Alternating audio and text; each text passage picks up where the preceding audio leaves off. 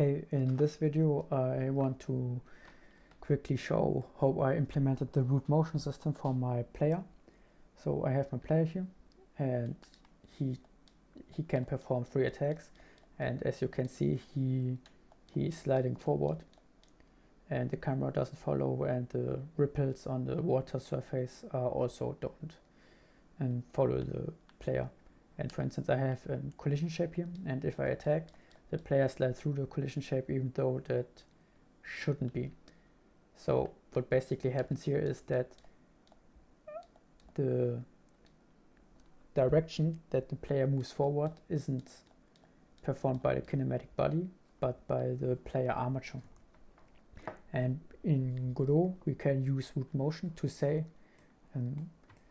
hey, the armature is doing a movement forward, and we can say to the kinematic body that we want to apply that change of location that happens in the armature. So we can apply the change of location to our move and slide function, and basically the kinematic body will follow along the movement. So here in my animation tree I can show you here that I have my sword slash attacks, and what I can do now is I can, here under root motion, I can assign a bone. And which bone do I want to assign? I want to assign main bone. So what happens now is that the character will stay in place, and the skeleton, the armature system, stays in place. And the bone that I selected for this is here in Blender. I can show you a bit better. It's this bone, my main bone. And this bone basically stores the whole location of the entire armature, or I store the whole location of the armature in this bone, and from this bone I can get the information in Godot. So you can visualize this with a root motion view node.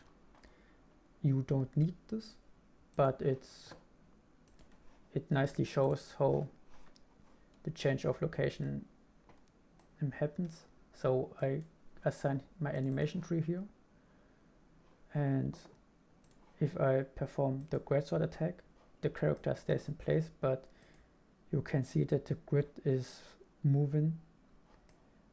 And so Godot basically calculates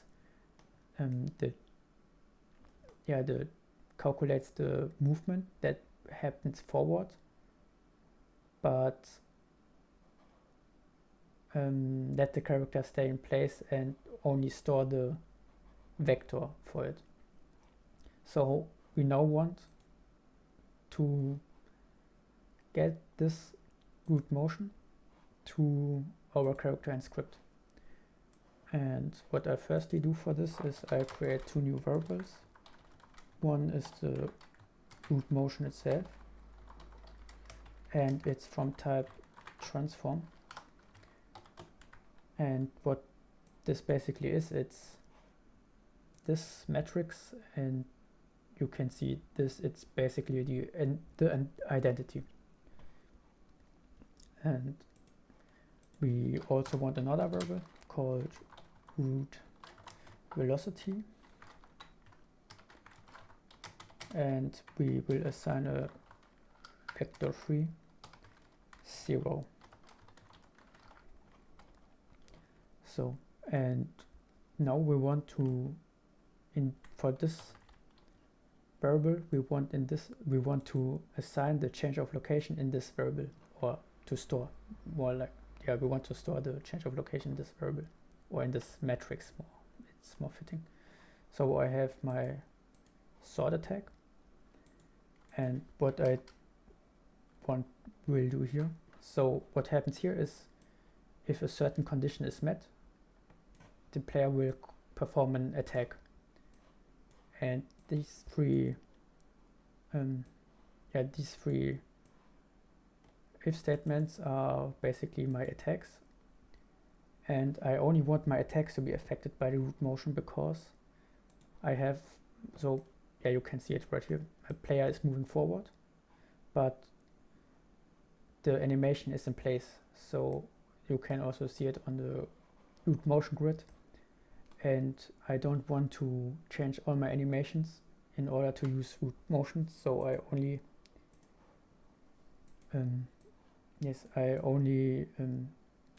want to get the root motion from my free attack animation. So what I basically do is I assign to my variable from the animation tree the root motion. So I say anim tree. So what is anim tree? It's just the node path to here. It's the node path to my animation tree. And I want to get the root motion transform. So we store the change of location, or the change of location that happens in the root motion. Yeah, we store it in our root motion variable.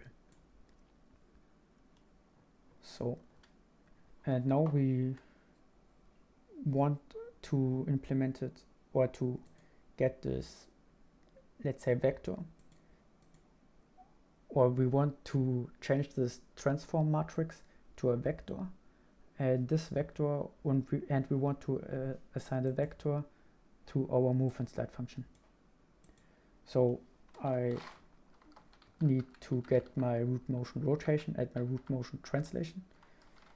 And what I firstly do is I create a new variable, orientation, and it's also from type transform, but because GDScript is a interpreting language, I don't need to assign the type. So it's my player armature pound dot global.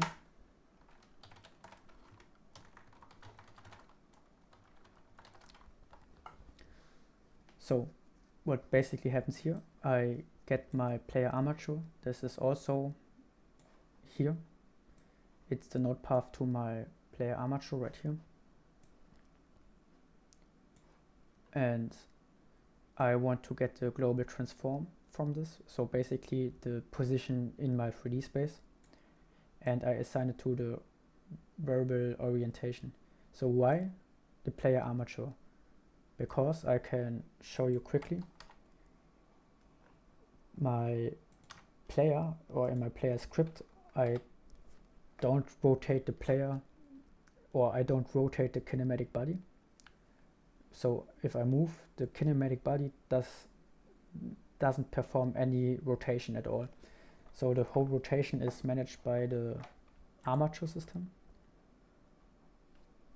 And for instance, in the TPS demo, they rotate the player mesh, but I decided to use the player armature and get the rotation for it. And let's say you created a character, and the character doesn't rotate the armature. So if you rotate your character, it's not the armature that rotates, but the kinematic body. You want to assign, let's say, self, or if you have the player mesh, you want to I get player armature player mesh, but in my case it's the player armature that will perform the rotation. So I say player armature. If I would, in my case, if I would say self, the player would always perform the root motion transform in the direction forward. And yes, for instance, if I want to hit on the left side, he wouldn't move left, but he would move forward. I can show this at the end.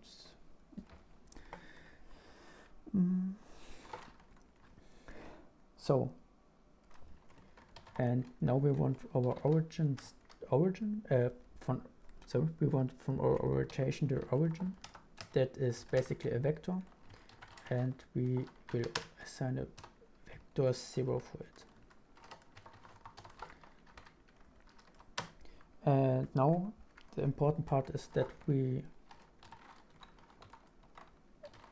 use our created variable orientation, and we will assign multiplied the root motion to it. And yeah, that is basically performing the, or says the root motion, hey, there's a rotation. You need to calculate the rotation u. I hope this is right. So that is how I understand it.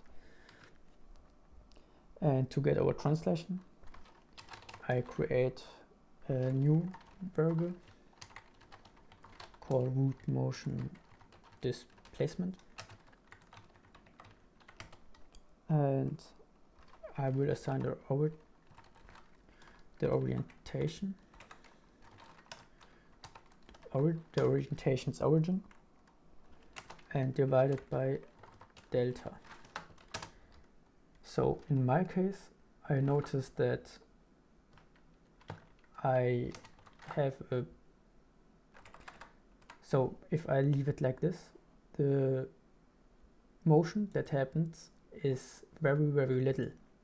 So I multiply it by 3 so that the step the character takes forward with each attack is more visible. I can show you this at the end as well. And now we can use our already created root velocity, and we want the x component and the c component, because in this case we don't use the component because there is no root motion happening upwards. So and we will assign our created root motion displacement also for our two components.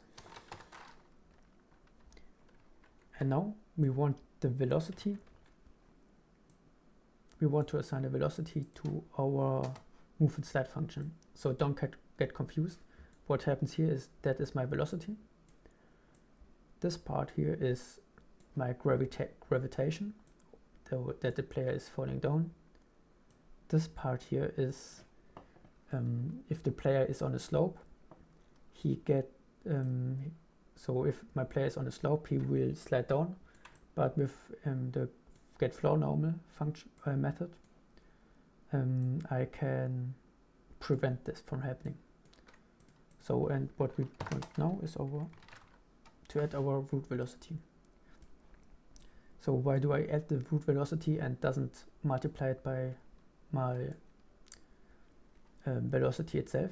So in the TPS demo, they multiplied their root velocity to their normal velocity, but in my case I only have the attack animations that have a change of location. So basically all animations except my attack animations would have a vector 0 for root velocity, and if I multiply anything by 0, it's 0, so there would be no movement at all. So I need to add this.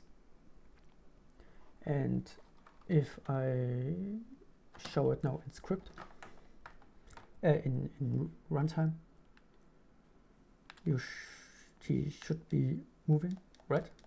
He's moving with the, he's using the root motion. And here, if I do the attack against the table, he won't move forward because he's colliding. So what I quickly want to show here, if I don't multiply it by 3, the root motion is yeah, it's very little. So, and the other thing that I want to show, if I say here self, so I already showed that my kinematic body does no rotation. So, and so if I would perform an attack, okay, that's a very big displacement. Let's say divided by 3.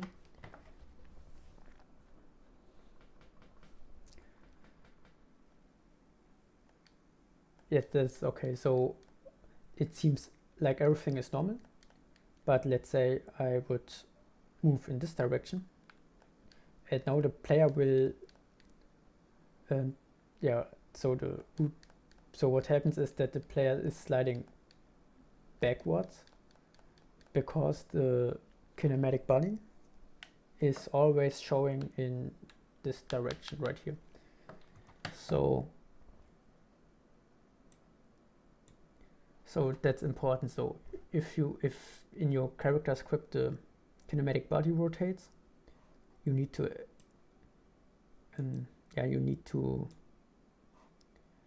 get your kinematic body node, and if it is the player armature or the player mesh, you need to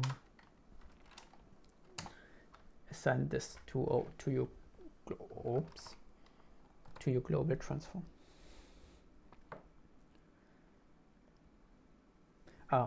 I forget the divided by 3. So that, yeah, so that's basically it.